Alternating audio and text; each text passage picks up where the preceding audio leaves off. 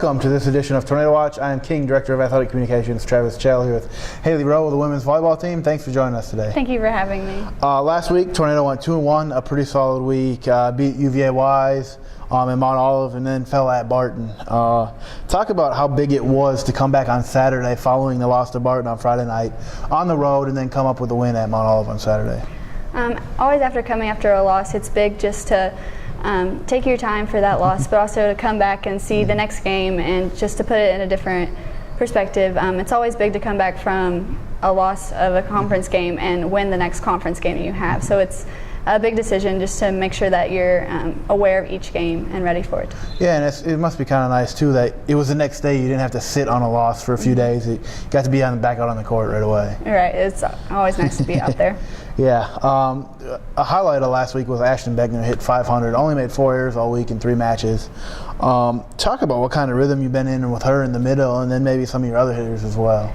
I always love setting Ashton. She's always a great option for me to go to if we're in a crunch situation. I know I can give it to her and just count on her for getting it down. It's really easy to keep going outside, but establishing your middle helps us to create space in the blocks. That way we're able to get a better look on things. Yeah, and as a setter, you mentioned, outside, inside.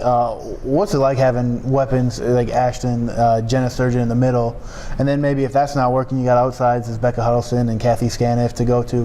What's it like working with all those and having a different option all the time?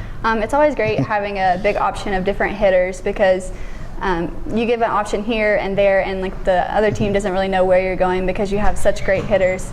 It's good to have your different options and knowing who's hot on what night. So having Ashton last week was really, really hot, and say other hitters probably weren't performing, you always can go to her and have her as a bailout and reliable. Yeah, and it seemed like more recently too, you've been kind of using that dump every once in a while and kind of keeping them off. How does that help keep the defense off balance and the block kind of shifting?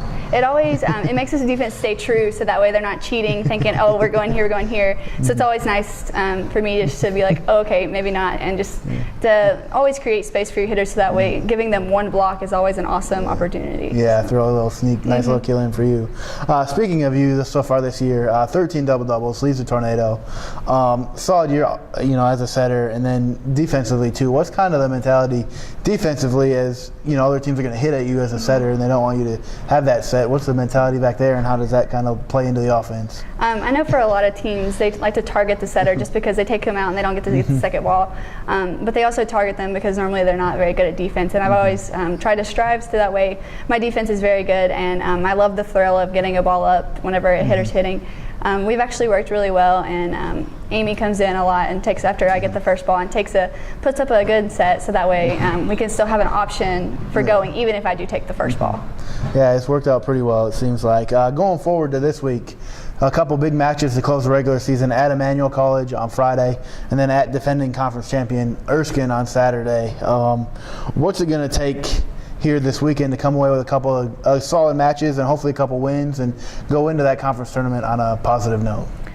This weekend is going to be a really big weekend for us, just because always playing Erskine is a good game. But for us to be able to succeed, I feel like that we actually have to play as a team and how we are and play our game.